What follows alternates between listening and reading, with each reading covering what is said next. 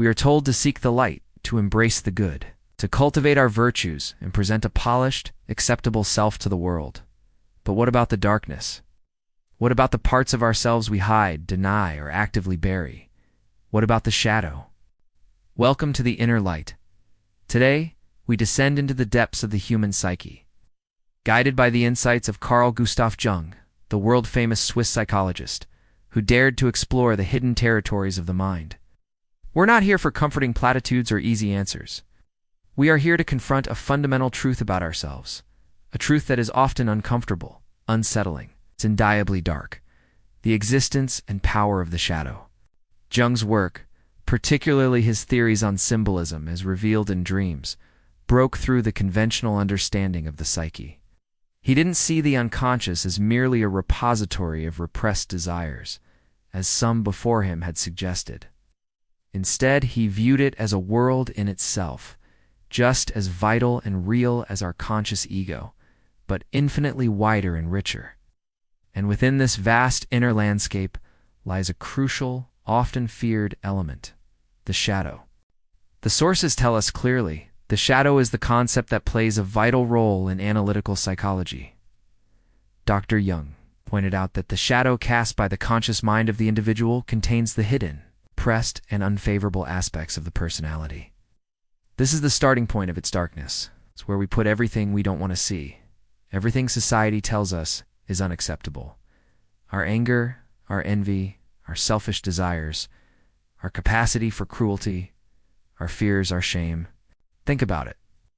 From the moment we are children, we are taught what is good and what is bad.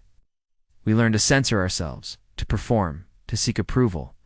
We learn to modify our opinions to fit the room, to smile, to make others comfortable, to shrink our light so others won't feel small, to apologize for our boundaries.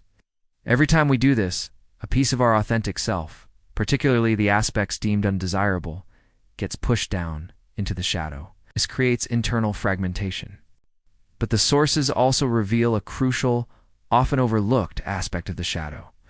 This darkness is not just the simple inverse of the conscious ego. Jung stated that just as the ego contains unfavorable and destructive attitudes, so the shadow has good qualities, normal instincts, and creative impulses. This is where the complexity, and perhaps a different kind of darkness, the unsettling nature of untapped potential emerges. The shadow isn't purely evil. It's simply everything the conscious ego has disowned. This can include powerful, vital forces, raw instincts, spontaneous creativity, genuine assertiveness, the capacity for authentic emotion, even things like healthy self-interest or the drive for power that, when repressed, become twisted and destructive. These are valuable, vital forces in the shadow that should be assimilated, not repressed.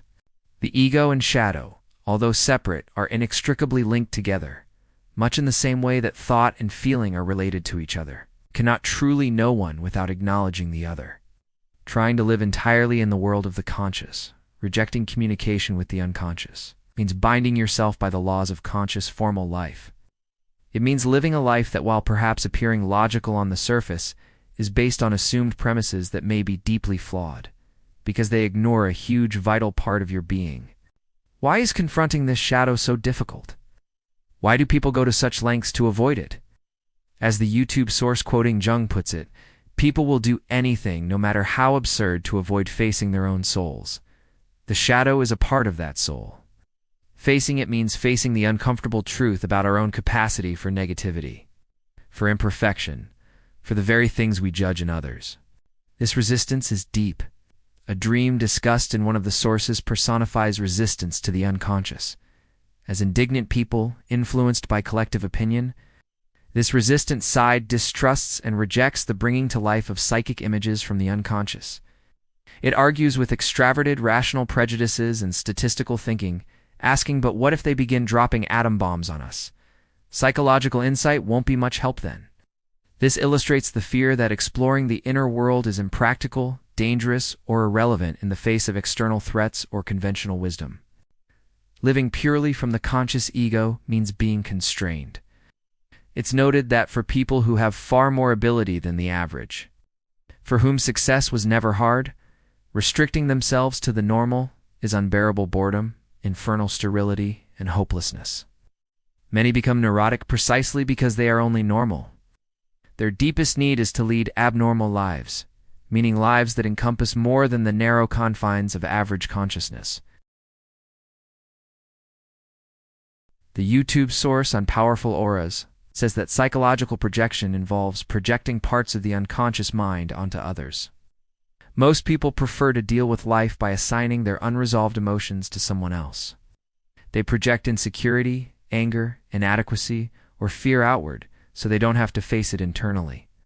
The shadow is a primary source of these projections. We see the nefarious aspects in our boss, our neighbor, a political figure, a different group of people, anyone but ourselves. It's the shadow at work, unseen and unacknowledged within, but wreaking havoc in our external relationships and the world around us. So, how do we confront this inner darkness? The path lies in bringing the unconscious into consciousness. This is the essence of Jungian analysis and the process he called individuation. Individuation is described as the process by which the conscious and the unconscious within an individual learn to know, respect, and accommodate one another. It's about becoming whole, integrated, calm, fertile, and happy when the process is complete, when the conscious and unconscious have learned to live at peace and to complement one another. This sounds noble, perhaps even uplifting. But the process itself, especially facing the shadow, is inherently dark and difficult. It's called deep shadow work. It means confronting what you've denied, forgiving what you've hidden, and starting to love parts of yourself you once hated.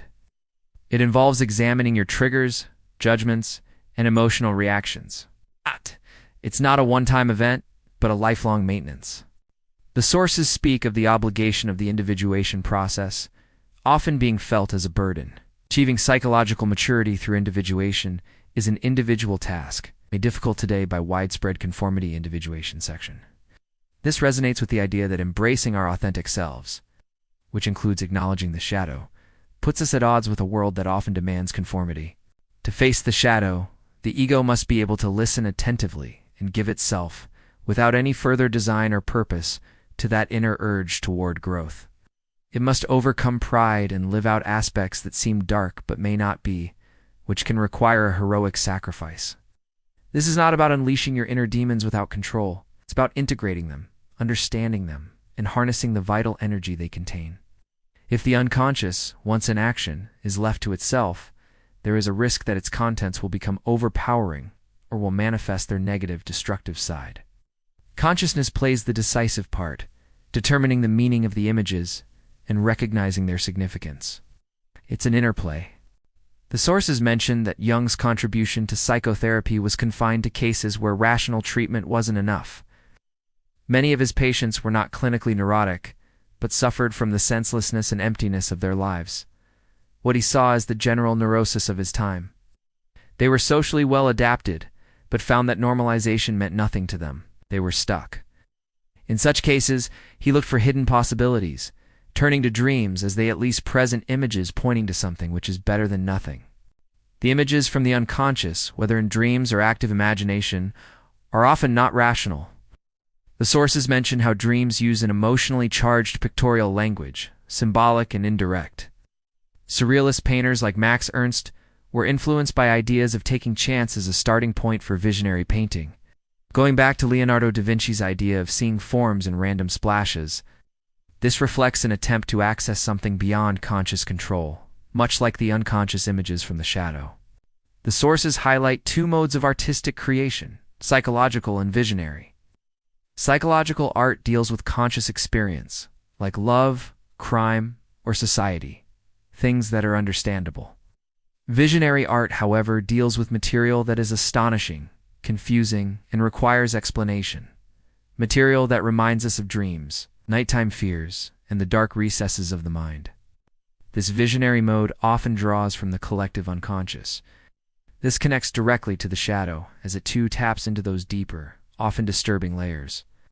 Jung noted that in eclipses of consciousness, dreams, narcotic states, insanity, psychic products come to the surface that show primitive levels of development and can contain mythological themes clothed in modern dress. These manifestations are compensatory to the conscious attitude. If your conscious attitude is one-sided, perhaps overly positive or rational, the unconscious compensation, including the shadow, might appear particularly primitive or disturbing in an attempt to bring equilibrium.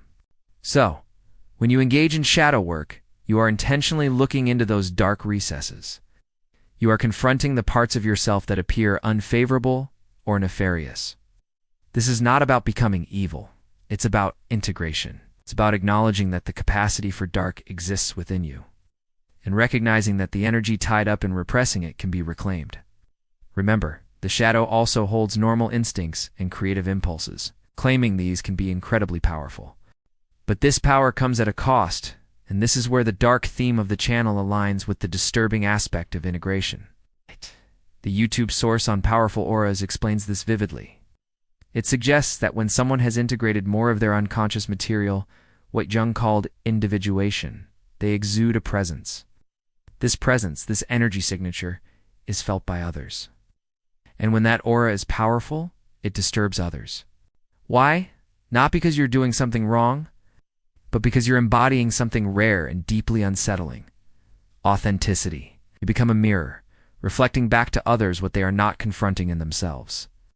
To someone disconnected from their own truth, being around someone who lives their truth is agitating. Your authenticity invalidates their illusions. This is the discomforting truth. Doing the hard, dark work of facing your shadow doesn't necessarily make you universally loved or accepted.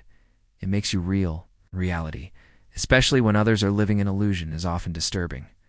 The responses are subtle: fidgeting, avoiding eye contact, overreacting, criticizing you for being too intense or too deep. Your energy challenges the norms, the unconscious power dynamics, without you even saying a word. You might be labeled too much, too spiritual, too intense, or too complicated. In reality, you're simply aligned, psyche's more integrated, your energy more unified. This creates resonance or dissonance in others, depending on how far along they are in their own individuation process. The strength for the difficult ethical decisions required to face the shadow and integrate it secretly stems from the self, the inner great man. The individuation process obliges you to expect constant interference with conscious plans. Conscious will is crossed by intentions that must be submitted to or considered. This underscores that facing the shadow isn't a linear, ego-driven task. It's a surrender to a deeper, sometimes chaotic, inner process. The YouTube source on a powerful aura emphasizes that you don't get it by superficial means. It comes through deep shadow work. As this healing unfolds, your aura stabilizes and strengthens, because you're no longer carrying chaotic, repressed energies. You've processed them. This transformation produces a radiant field of presence that people can feel, even if they don't understand it. The integrated self emits a coherence that feels powerful and magnetic, but also unsettling to those who haven't begun the same process. This reveals a profound philosophical implication. Jung's ideas, like keys, help to unlock hitherto unintelligible connections of facts, enabling us to penetrate deeper into the mystery of life. They lead to a more balanced, ethical, and wider conscious outlook. But this ethical outlook isn't necessarily one of conventional comfort. It's one that has faced the darkness and integrated it. It's an ethic born of struggle and discomfort, not naive optimism. Jung accepted the relativity of his own views, seeing every psychology as having the character of a subjective confession. He tried to free himself from unconscious assumptions about the world. He saw the play of opposites in all happening, deriving his idea of psychic energy from this concept. Much like physical energy involves a difference of potential. Instinct and spirit, for example, are mysterious forces he couldn't dismiss by explaining one in terms of the other. The shadow is perhaps the most potent example of this play of opposites within the psyche. It is the necessary counterpoint to the conscious ego. To deny the shadow is to deny a fundamental aspect of reality, both within and without. The psychological mode of creation, as discussed earlier, deals with understandable experiences. But visionary creation, tapping into the collective unconscious and its dark recesses, offers glimpses into chaos, into material that seems pathological or insane. Yet this material can hold a wealth of meaning comparable to the works of genius. This is the power hidden within the shadow, a source of profound insight and creative potential, not just negativity. For a dark philosophical channel, the shadow offers a potent lens. It forces us to question the nature of good and evil, not as external forces, but as internal potentials. It challenges the easy narrative of simply being good by highlighting the cost of repressing our inherent complexities. It suggests that true wholeness, true psychological maturity, isn't achieved by eliminating the dark parts, but by facing them, integrating them, and carrying that internal paradox. This act of integration can be deeply uncomfortable for others. Your internal peace reminds them of their inner war. Your stillness becomes a mirror to their restlessness. Your lack of reactivity confronts their addiction to stimulation and drama. You stop seeking external validation or clinging to outdated beliefs. If you validate yourself, you know your worth. You've walked through fire, survived solitude, and found peace without applause. This makes you deeply uncontrollable. When you don't seek approval, you become unpredictable. You break social norms. Cannot be guilt-tripped or manipulated. To people who rely on control or collective consensus for their identity, your independence is deeply disturbing. It dismantles the illusion that belonging requires obedience. Your energetic signature says, "I am not for sale." And in a world that commodifies everything, including identity and authenticity, that is terrifying. The path of individuation, which necessitates facing the shadow, is felt as a burden individuation section. It requires courage. As one of the sources notes, in a different context, when faced with profound spiritual distress, we must find meaning on the basis of fresh and unprejudiced experience. This is not a reckless adventure, but an effort inspired by deep spiritual distress to bring meaning once more into life. We cannot refuse our support to a serious venture which calls the whole of the personality into the field of action. If we oppose it, we are trying to suppress what is best in man, his daring and his aspiration. Facing the shadow is this daring aspiration. It's an internal civil war that was latent, brought into action. You must deal with it as best you can. There are no ready-made life philosophies, no recipe for living that suits all cases. Each of us carries his own life form, an indeterminable form which cannot be superseded by any other. Having a powerful aura, a state of energetic integration resulting from this internal work, isn't a performance or a prize. It's a responsibility. It requires intentional stewardship. Your aura is a mirror for others, showing them who they are because you are clearer. Having cleared your energetic field of noise, lies, and dependency. That kind of clarity is a tool for awakening, not a badge of honor. Using it for ego gain pollutes it. It exists not just for you, but through you. Protecting your energy field means establishing boundaries. A powerful aura makes you a magnet for others' pain, wounds, shadows, and projections. If you're not careful, you absorb energy that doesn't belong to you, leading to burnout and confusion. You must be a filter, not a sponge. Set clear emotional boundaries. Learn to say no without explanation, prioritizing solitude and your own peace. Jung made it clear that individuation is not people-pleasing. It's the commitment to be whole rather than liked. Your aura is precious and cannot be given indiscriminately, or it will lose its purity. Embrace your role as a catalyst, not a savior. People may be drawn to you, pour out their stories, cry in your presence, project their pain, or seek you as a lifeline. But you are not their solution, their guru, or their savior. You are a catalyst, a mirror, a vibrational shift. Jung wrote that each individual must take the journey into the unconscious alone.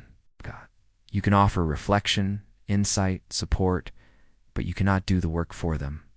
This journey into the shadow, this confrontation with the darkness within, is the necessary price of authenticity and wholeness.